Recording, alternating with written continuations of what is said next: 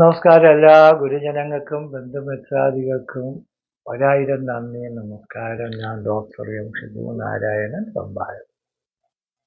ഈ ചാനലിൽ കൂടി എല്ലാവരും സബ്സ്ക്രൈബ് ചെയ്യണം.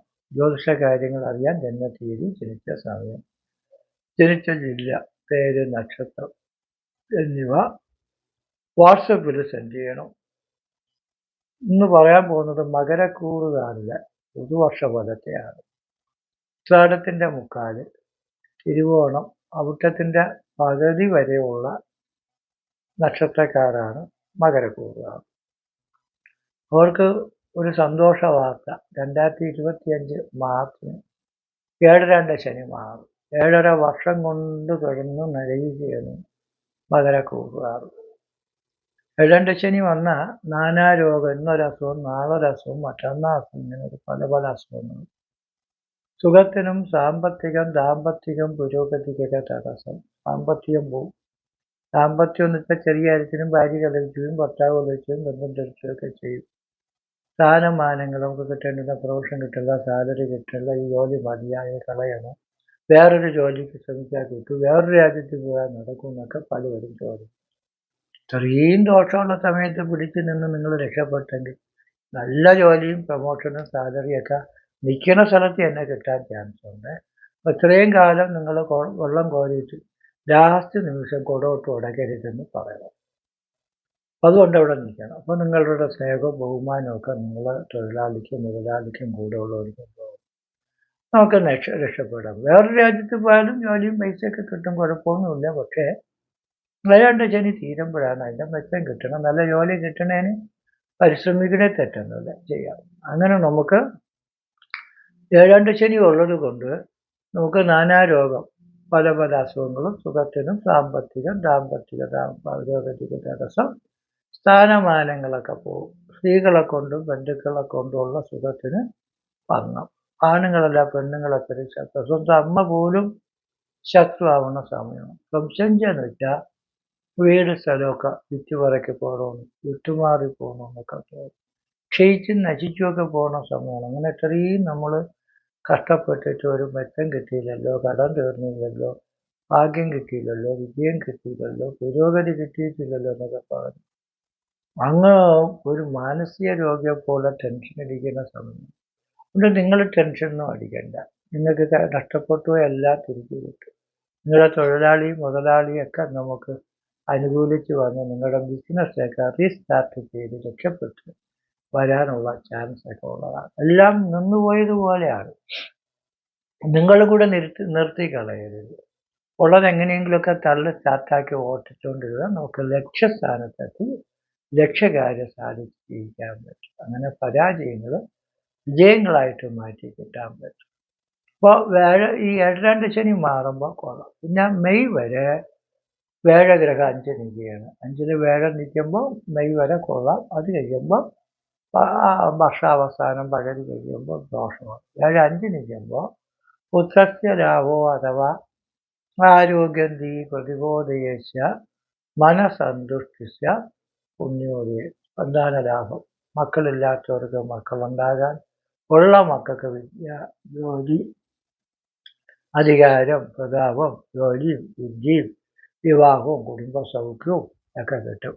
അങ്ങനെ പുത്രസ്യ ലാഭവും അഥവാ ആരോഗ്യം, നമുക്ക് അസുഖങ്ങളൊക്കെ മാറി നല്ല ആരോഗ്യം കിട്ടാനും, എന്ന് വെച്ചാൽ ബുദ്ധിശക്തി കിട്ടാനും, പ്രതിഭ എന്ന് വെച്ചാൽ ഒരു മത്സരത്തിനും പരീക്ഷയ്ക്കൊക്കെ പോയി വിജയിച്ച് നേടുന്ന ആളാണ് പ്രതിഭ.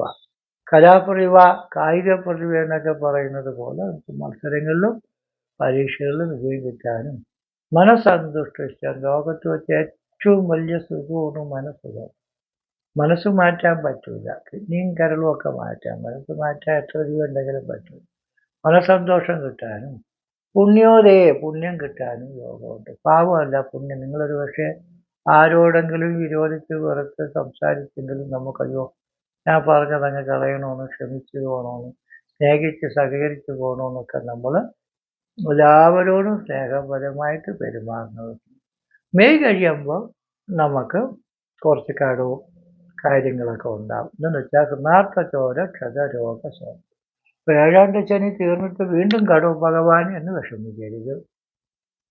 6 വേഴം വരുമ്പോൾ സൗമ്യജ ശത്രുക്ഷയോ ദോഷാണാം അഭാവഹ എന്നാണ്.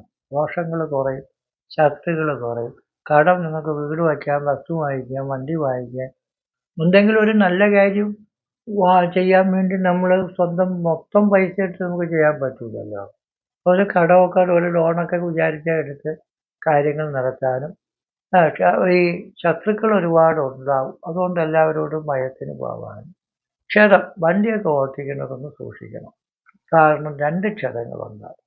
ഒന്ന് വാഹനാപകടങ്ങൾ കൊണ്ടുള്ള ക്ഷതം, 2 നമുക്ക് ആശുപത്രിയിൽ പോയാൽ ചെറിയ സർജറിയൊക്കെ വേണമെന്നുള്ളത്.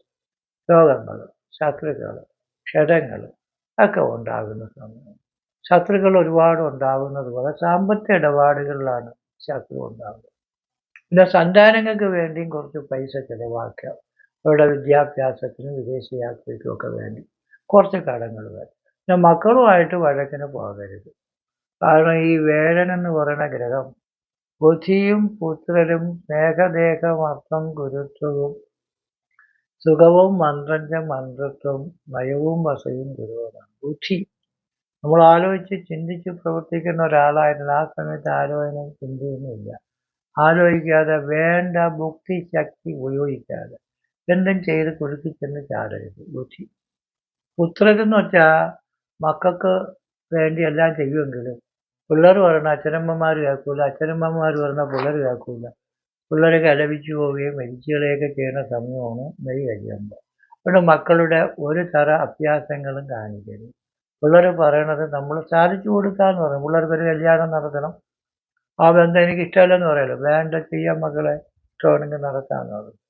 അങ്ങനെ പഠിക്കണം, വിദേശത്തോണോ ചെയ്യാമെന്ന് പറയണം. അവരോട് എതിർത്ത് സംസാരിക്കാതിരുന്നാൽ, എന്നിട്ട് അവർക്ക് നല്ലതെന്ന് തോന്നണം നമ്മൾ ആലോചിച്ച് വേണ്ട സഹായങ്ങൾ ചെയ്യുമ്പോൾ അവർക്ക് സന്തോഷം, നമുക്ക് സന്തോഷമുണ്ടാകും. അതിനെ ക്ഷതം, അത് ശത്രുക്കൾ, ബുദ്ധിയും പുത്രരും സ്നേഹദേഹമർത്ഥം, സ്നേഹം കുറയും. ദേഹം എന്ന് പറയുമ്പോൾ നമ്മുടെ ശരീരത്തിൻ്റെ ആരോഗ്യമൊക്കെ എങ്ങനെ നഷ്ടപ്പെട്ടാന്ന് ചെറിയ ശരീരത്തിന് ചെറിയ ആരോഗ്യ പ്രശ്നങ്ങൾ, ശത്രുക്കൾ. അതേപോലെ ഗുരുത്വം, നമ്മൾ ഭയങ്കര ഭക്തിയോടുകൂടി ആശ്രമത്തിലും അമ്പലത്തിലും മറ്റു ഗുരുജനങ്ങളോടും പ്രധാന വ്യക്തികളുടെയൊക്കെ ഭയങ്കര സ്നേഹവും ബഹുമാനവും ഒക്കെ ഉണ്ട്.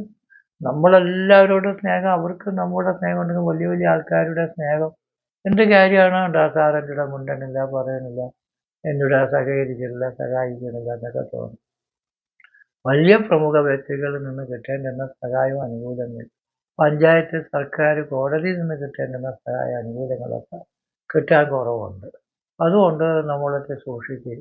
പ്രത്യേകിച്ച് പൈസ ഇടപാടുകൾ, ഷെയർ മാർക്കറ്റുകൾ, റിയൽ എസ്റ്റേറ്റുകളൊക്കെ വളരെയധികം സൂക്ഷിച്ചില്ലെങ്കിൽ കിട്ടിയ പൈസ അത്രയും പോകും, കുറച്ച് കടവും കൂടെ വരും. അതുകൊണ്ട് പൈസ മുതൽ മുടക്കിക്കൊണ്ടുള്ള സാമ്പത്തിക നേട്ടം കിട്ടുന്ന തരത്തിലുള്ള ഊഹക്കച്ചവടങ്ങളും ഷെയർ മാർക്കറ്റുകളൊക്കെ മെയ് കഴിഞ്ഞാൽ ഒരു വർഷത്തേക്ക് നമ്മൾ വളരെയധികം സൂക്ഷിക്കേണ്ടതായിട്ടുണ്ട്. വേഴ 5 നിൽക്കുന്നത് വരെ പേടിക്കേണ്ട. ശനി 3 നിൽക്കുന്നത് വരെ നമുക്ക് 7 ശനി മാറുന്നത് കൊണ്ട് അതും പേടിക്കേണ്ട. ശനി മകരക്കൂറുകാർക്ക് മാർച്ച് കഴിഞ്ഞാൽ 3-ലാണ് വരുന്നത്. അത് നല്ലതാണ് 3 വരുന്നത്. അപ്പോൾ ആരോഗ്യം, ഉപമാനനം, ധനസമായാനം, സുഹൃസംഭവ, സാഫല്യം, സകല ക്രിയാസു സതതം, ചിത്തപ്രസാദോദയേ, സ്ഥാനപ്രാപ്തി, ജനാനുരാഗ സുയശ, സന്താനലാഭാദിർവാര്യാണ്. അപ്പോൾ ശനിയും വേഴനൊക്കെ ദോഷസ്ഥാനത്ത് നിന്നാലേ ഉള്ളൂ കുഴപ്പം. നല്ല സ്ഥാനത്ത് വരുമ്പോൾ ആരോഗ്യം കിട്ടും, അസുഖങ്ങൾ മാറും. ഉപമാനം, രാജാവിൻ്റെ പ്രീതി കിട്ടും. ധനസമായാനം, രാജാവിൻ്റെ പ്രീതി എന്ന് വെച്ചാൽ സർക്കാർ, കോടതി, അധികാരികളിൽ നിന്നൊക്കെ നമുക്ക് ആദ്യം ജാമ്യം കിട്ടാത്ത കേസാണെങ്കിൽ ജാമ്യം കിട്ടി കേസിലൊക്കെ നമുക്ക് പോകുമ്പോൾ വിധിയൊക്കെ കിട്ടും. അങ്ങനെയൊക്കെയാണ്. സാഫല്യ, സകല ക്രിയ, എല്ലാ കാര്യത്തിനും വിധിയും മനസ്സന്തോഷവും യശസ്സും സന്താനലാഭം മുതലായ ഐശ്വര്യങ്ങളും പുരോഗതികളും ഒക്കെ കിട്ടും. ഇങ്ങനെ സീറോയിൽ നിന്ന് നമ്മൾ ഹീറോ. കാരണം കഴിഞ്ഞ 1.5 കൊല്ലം ഭയങ്കര കുഴപ്പം പിടിച്ച സമയമാണ്. അതിൽ നിന്ന് നിങ്ങൾക്ക് എന്തെങ്കിലും രക്ഷപ്പെടാൻ പറ്റൂ, എന്നെങ്കിലും ശനി ഗുണം ചെയ്യൂ ജ്യോത്സ്യരെന്ന് ചോദിച്ചാൽ ജ്യോത്സ്യന്മാർ പറയും ശനി 3-ല്, 9-ല്, 11-ലൊക്കെ നിൽക്കുമ്പോൾ നല്ല ഗുണം കിട്ടും. അതുകൊണ്ട് ധൈര്യമായിട്ടിരി എന്ന് പറയും. അപ്പോൾ ധൈര്യം സംഭരിച്ച് നേട്ടങ്ങൾ കിട്ടാനുള്ള നല്ല പദ്ധതികളുമായിട്ട്, നല്ല മനസ്സുമായിട്ട്, ടെൻഷനൊക്കെ കളഞ്ഞ് സ്നേഹിച്ച് ജീവിക്കാൻ, സന്തോഷിച്ച് ജീവിക്കാൻ, ബന്ധുക്കൾ നമ്മളോട് അനുകൂലിച്ച് വരുന്ന സമയമാണ്. അതുകൊണ്ട് ചെറിയ മൂദേവി ഗുണം കാണിച്ച് ബന്ധുക്കളോട് വാശി വിരോധം കാണിച്ച് ഉള്ള ജീവിതം തകർത്ത് കളയരുത്.